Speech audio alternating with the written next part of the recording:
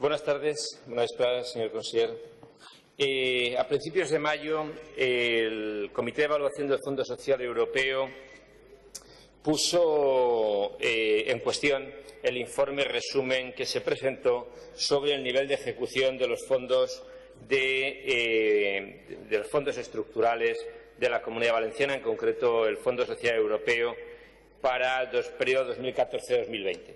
A raíz de esa noticia, nuestro grupo presentó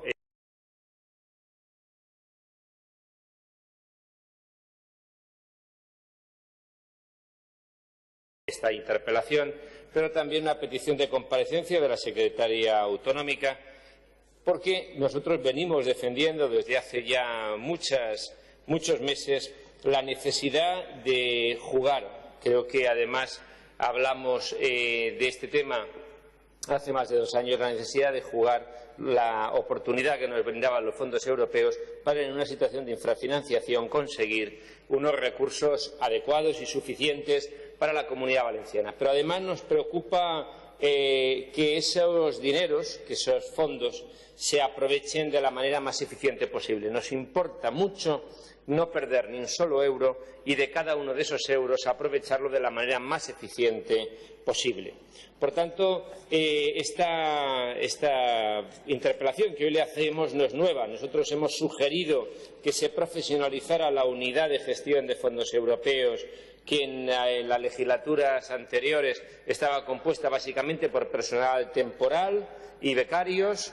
Hemos propuesto también que se establecieran mecanismos de coordinación y seguimiento, y hoy venimos a hacerle esta interpelación porque nos preocupa el grado de ejecución. Según este comité de seguimiento, ni siquiera podemos incorporar la experiencia, las actividades de la Generalitat Valenciana a la información sobre buenas prácticas que debería de hacerse en el ejercicio 2017. El Comité de Evaluación ha instado además a los órganos gestores de la Generalitat a que se acelere el nivel de ejecución.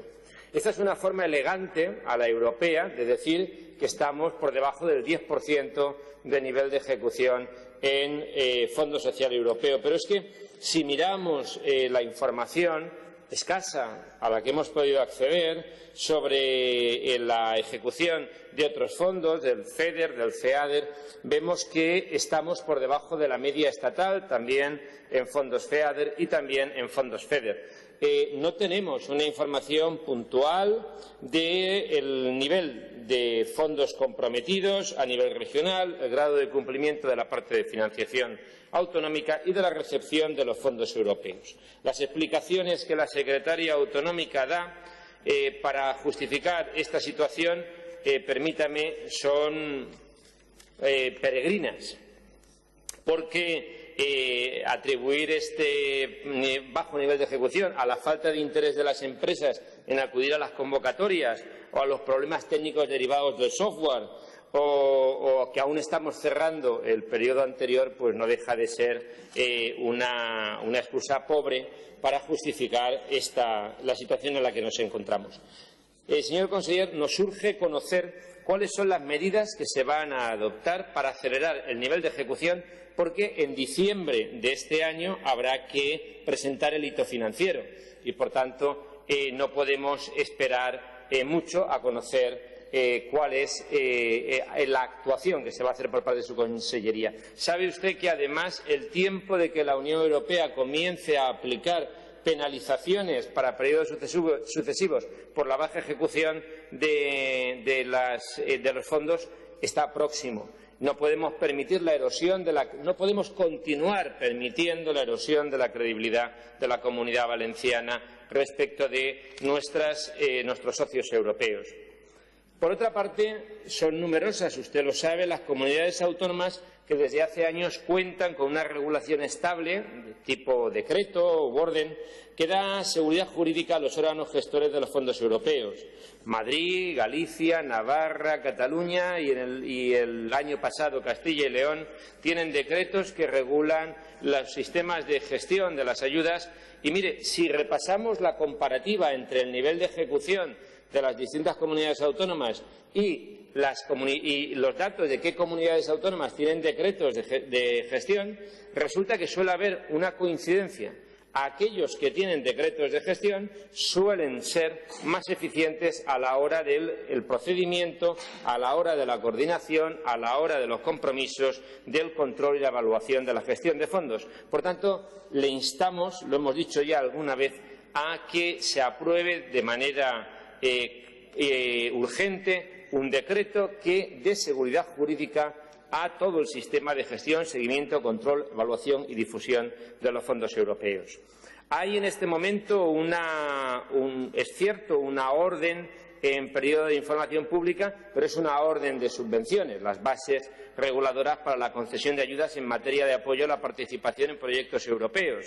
Pero no nos estamos refiriendo obviamente a esto, nos estamos refiriendo a una norma de carácter general que además facilite mecanismos estables de coordinación, tanto entre las distintas departamentos gestores como dentro de las unidades que existen ya en cada consellería. Nos parece que además esta sería una medida básica en materia de transparencia y daría mucha seguridad jurídica. Tal vez eso a lo mejor estimula a combatir ese bajo interés que la secretaria autonómica dice que tienen las empresas para acudir a las convocatorias de ayudas. Tal vez, si se pudieran conocer con suficiente antelación unas normas claras y que dieran regularidad a las convocatorias y que dieran también seguridad jurídica a las personas y a las empresas que pudieran concurrir, se podría hacer una planificación a medio plazo que facilitase la credibilidad de la convocatoria. No podemos estar exclusivamente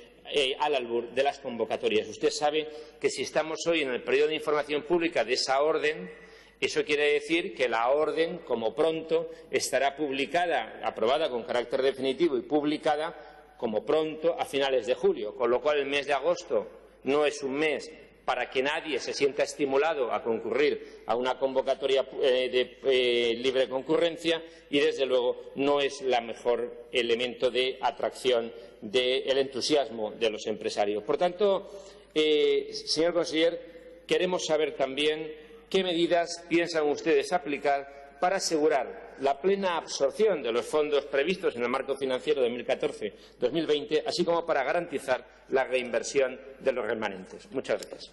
Muchas gracias, señor Montiel. Té la paraula ara l'honorable conseller interpel·lat, senyor Vicent Soler.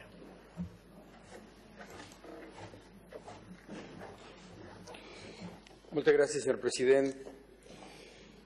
Senyor Montiel, interpel·la la seva senyoria sobre la política d'actuació i execució de la Conselleria d'Hisenda respecte dels programes operatius del Fons Social Europeu i del Fons Europeu de Desenvolupament Regional en període 2014-2020. Entenc la seva preocupació perquè alguns titulars periodístics foren alarmistes en aquest sentit. Permetem que posem el context polític administratiu per a que vostè i la resta de la cambra puguen entendre millor del que estem parlant.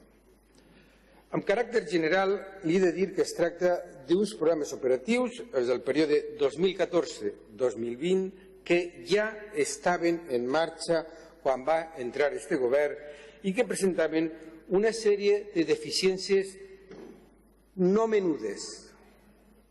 Vejam.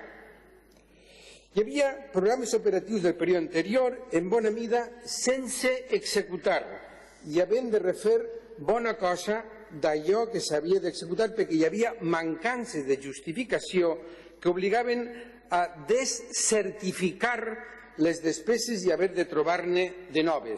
Tema, insistís, importantíssim. Segon, uns pagaments bloquejats per la Comissió Europea com a resultat de la desconfiança produïda per totes aquestes mancances i pels casos de corrupció que afectaven a dirigents polítics dels anteriors governs amb trames d'empreses involucrades. També una mancança de mitjans humans i tècnics per a gestionar com cal els fons europeus amb garanties de control suficients que a poc estem tractant de solucionar. I com a resultat de tot això, una imatge pèssima davant les autoritats europees com a administració gestora que va donar com a resultat el bloqueig, subratlla, el bloqueig de pagaments. Confrontats amb tot això, la política de l'actual Consell en el termini immediat ha de ser justament millorar la gestió per a desbloquejar els pagaments, salvar el màxim d'execució possible dels fons de cada període de programació i sobretot alçar la hipoteca reputacional perquè l'actual període de programació 2014-2020, que novament li dic que en la pràctica la gestió es perllonga fins a l'any 23, N+3, poguera desenvolupar-se dins d'un clima de normalitat en relació amb la Comunitat Europea. Aconseguir aquests objectius ha estat possible concentrar l'atenció i els recursos de gestió molt reduïts de què disposa la Generalitat en l'execució dels fons europeus del període actual, la programació dels quals, com ja he dit, ja s'havia fet abans de l'arribada de l'actual equip de govern. En tot cas, a l'actual equip el que li pertoca és preparar la programació del següent període post-2020, que encara no s'ha iniciat formalment i que, en tot cas, va més enllà del marc de la interpel·lació de la seva senyoria, per la qual cosa només diré que, i això és important, i això sí que connecta amb el que ha dit la seva senyoria, que els fons europeus 2014, la gestió dels fons europeus 2014-2020 és la millor política per a preparar el post-2020. Per tant, en l'etapa que ens trobem, política i execució o gestió van molt unides pel que fa als fons europeus. Els continguts dels programes que gestionem no són els continguts, insistisc, de l'actual govern, però la nostra política és executar-los al màxim i executar-los bé. Per això, com que a la Conselleria d'Hisenda i Model Econòmic li competent la responsabilitat de coordinar la gestió de la Generalitat pel que fa als fons europeus i d'aprofitar tots els recursos que puguen estar a l'abast de la Comunitat Valenciana per a dur endavant les polítiques públiques de la seva competència i per a ajudar a les altres administracions, a les empreses o als particulars a dur endavant els seus projectes i les seves iniciatives, tot en la situació d'estretor, com sap vostè, pressupostària, que fins ara ens ha deparat el sistema de finançament autonòmic i el voluminós deute acumulat que la senyoria coneix. Per tot això, la nostra política general com a conseller d'Hisenda i Model Econòmic ha sigut, i és la següent. En primer lloc, difondre l'existència de totes les ferramentes financeres de la Unió Europea dins de l'administració de la Generalitat i de les entitats del seu sector públic, així com també als ajuntaments perquè uns i altres puguen presentar-se iniciatives pròpies i difondre-les alhora entre les empreses i els emprenedors. Vostè dirà, això quina cosa és? És que això no es feia. És que no es feia. És que l'esperit europeu dels governs anteriors és més aviat escàs. En segon lloc, proporcionar instruments perquè la gestió sigui eficaç i amb garanties, la qual cosa implica de proveir normes com vostè, jo crec que de manera adequada està suggerint, fins a coordinar i supervisar la gestió que es fa des dels diferents òrgans i organismes. I en tercer lloc, assumir les tasques envers l'administració central i la Comissió Europea que correspon a la Conselleria en tant que òrgan intermediari de coordinació segons de quin fons parlem. Per tant, en execució, en línies generals, li he de dir, pel que fa a la política general, passe a exposar tres bàsics pel que fa a la seva execució.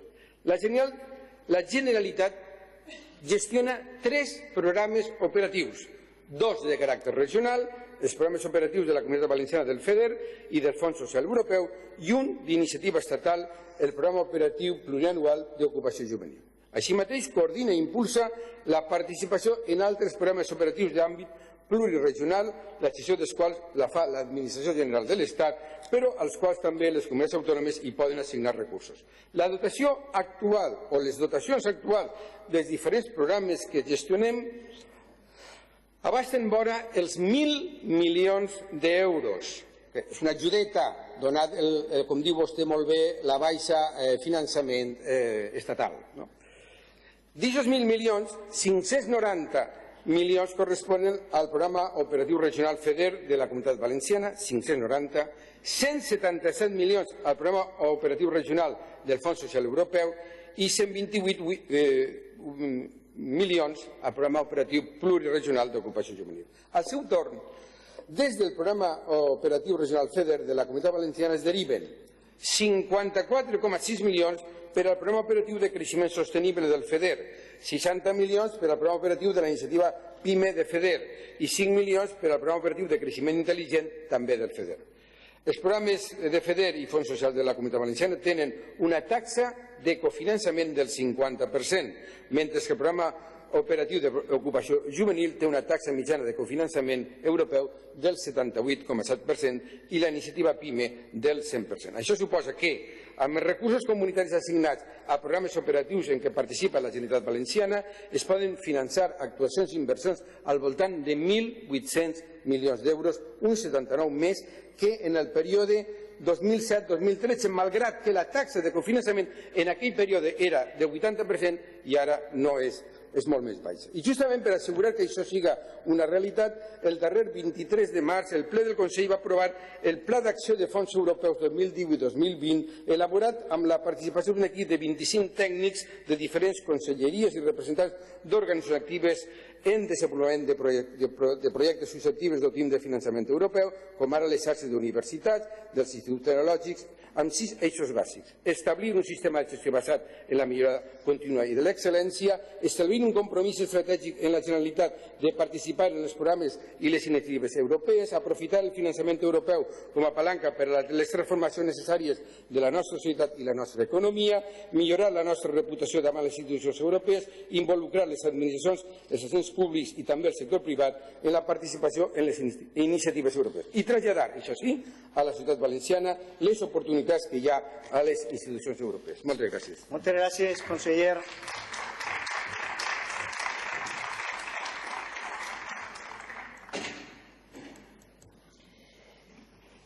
Sí. Senyor Montiel, té la paraula per a replicar.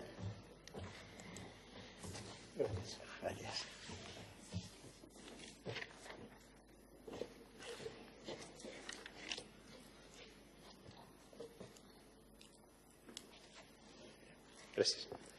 Senyor conseller, amic Soler, no m'ha contestat vostè a quin és l'estat d'execució actual dels diferents fons i quines són les mesures concretes en el que van vostès a adoptar per aconseguir que el hito financer que tindrà que avaluar-se en desembre del 2018 no ens torni a ficar en el vagó de cua de l'execució de fons europeus. Però, a més, mire, si estem d'acord en que cal aquesta norma, aquest decret, no sé per què no s'està redactant ja. Ho dic perquè, com s'encantem massa, publicarem el decret en desembre o gener, és a dir, a uns mesos d'acabar la legislatura. Jo crec que no toca. Ja sé que vostè va intentar una operació de crear una mena de grups de tarees per a desatascar, per a desfer l'embús que n'hi havia en algunes conselleries i en algunes responsabilitats concretes, que això no va eixir bé, però jo crec que, en tot cas, si calia fer tot el que vostè diu, que estic segur que era així respecte del programa que concluïa el 2013, jo crec que calia també preparar el període 2014-2020. Perquè, mire, si al final un responsable polític no és capaç de fer dues coses alhora o més, la veritat és que tenim un problema. Jo crec que calia tancar en un equip de tarees el període que expirava en 2013 i calia preparar-se per al 2014-2020. Perquè, mire, confiar en el N+3, que abans era el N+2, i que ojalà fora l'N+4, és com els mals estudiants, els dolents estudiants, que diuen, bueno, això no puc en juny, me la deixe per a setembre.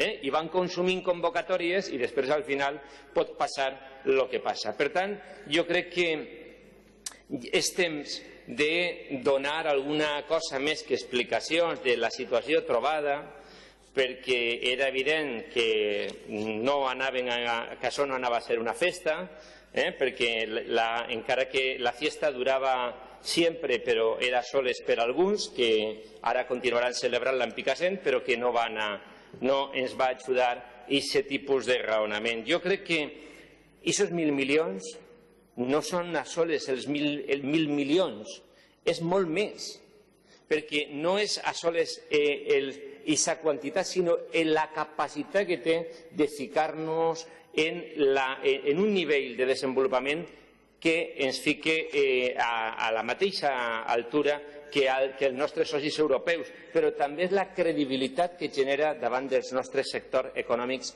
més dinàmics. Les pimes, els autònoms, tots els emprenedors i els empresaris, i també no s'oblide que, sobretot, el Fons Social Europeu és una qüestió també de lluita contra la pobresa i la desigualtat. Per tant, jo crec que hauria d'abordar-se en urgència.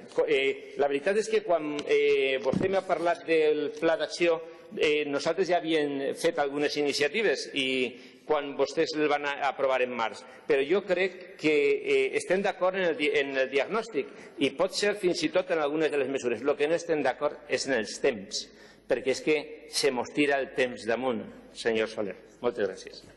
Gràcies, senyor Montiel. Honorable conseller, té la paraula per a la rèplica. Gràcies, president. Senyor Montiel, com l'he dit adés, la meva intervenció primera per ficar els peus a terra, perquè si no creguem que tots partim de la mateixa situació. El mal estudiant és aquell que té les mateixes oportunitats, les mateixes classes lectives, trau mala nota, però evidentment no tots els estudiants tenen els mateixos recursos ni les mateixes classes lectives. Per això la primera part volia enfatitzar sobre el context en el que nosaltres partíem. Però anem a parlar de coses concretes. Jo crec que té tot el dret i la meva obligació de dir coses concretes sobre execució. Pel que fa al FEDER, vaig a remetre'm al desenvolupament de la reunió anual que fa no aplega un mes, el 18 de maig, va celebrar a València el Comitè de Seguiment del Programa Operatiu FEDER de la Comunitat Valenciana 2014-2020. Comitè que va estar copresidit pel director general de Fons del Ministeri d'Hisenda i Administracions Públiques i per la secretària autonòmica de Finançament i Model Econòmic, i al qual hi va assistir personal de la Comissió Europea, a més de diversos representants dels agents socials i dels diferents centres directius que participen en l'execució del programa i, per descomptat, personal de la Generalitat, incloent-hi la intervenció. Cal destacar que l'informe d'execució anual del 2010 fou aprovat per unanimitat, així com també l'avanç de l'execució i previsions per al 2018. En aquest sentit, ressaltar que el nivell d'execució dels fons europeus és més del 100% dels objectius de despesa certificada acordats per la Comissió Europea i el Ministeri d'Hisenda. Es va informar que el volum de despesa carregat als sistemes informàtics de la Conselleria per a enguany superava ja els 200 milions d'euros, amb la previsió que molt prompte s'emeta la primera certificació de despesa, la qual cosa permetrà complir el compromís adquirit per enguany i que amb aquesta dinàmica la Comunitat Valenciana no tindrà problemes per a complir la regla N+3, que no l'hem posada nosaltres, l'ha posat Brussel·les, que s'aplica a la gestió dels programes operatius i, com vostè sap, per a un programa del 2014-2020, nosaltres entrem en juliol del 2015, doncs alguna explicació de tindre, no? I així mateix cal assenyalar que ja es disposa de l'autorització del Ministeri perquè la Generalitat exercisca les funcions atribuïdes a l'autoritat de gestió dels instruments financers inclosos dins del FEDER Comunitat Valenciana 2014-2020. Això pel que fa al FEDER. Pel que fa al Fons Social Europeu, cal dir que el desenvolupament de les actuacions va a un bon ritme d'execució, estem al 87%, però hi ha un cert problema amb la càrrega d'indicadors. Això ja ho va dir la secretària autonòmica, que el representant de la Comissió Europea van assenyalar de manera informal en la reunió d'abril del Comitè de Seguiment. Es tracta de problemes que afecten d'un costat a que hi es demana informació que inclou dades de caràcter personal, i d'altre a la necessitat de creuar informació amb la Seguretat Social per a conèixer la situació laboral a posteriori de les persones que han participat en les activitats formatives finançades pel programa operatiu. Aquests assumptes, que són merament tècnics, s'estan solucionant mitjançant la col·laboració de les tres administracions. Però en tot cas, pel que fa a la gestió com a tal, es desenvolupa amb tota normalitat, tenint en compte que el programa operatiu 2014-2020 no es va aprovar fins al desembre del 2015, que la publicació de l'ordre que establia les despeses elegibles es retardà fins al desembre del 2016 i que la designació de la Direcció General de Finançament i Fons Europeus i la Generalitat Valenciana com a organismes intermedis pel govern central no es va fer fins al primer semestre del 2017, el qual dificultava moltíssim la certificació de la despesa. L'estratègia va ser, per tant, focalitzar els recursos de gestió en l'execució del programa operatiu d'ocupació juvenil, perquè d'altra manera hauríem perdut els fons assignats que l'anterior executiu no va executar i que estaven cofinançats al pràcticament el 92% del fons. Aconseguirem així, mitjançant programes com Avalem, Joves Plus, del Servef, per a fomentar la contractació de joves en entitats locals, rescabalar 44 milions de fons europeus destinat a ocupació juvenil que no havia executat l'anterior Consell i està a hores d'ara en un 134% d'execució dels objectius fixats per a desembre del 2018, quan la mitjana de la resta de comunitats autònomes està en el 90%.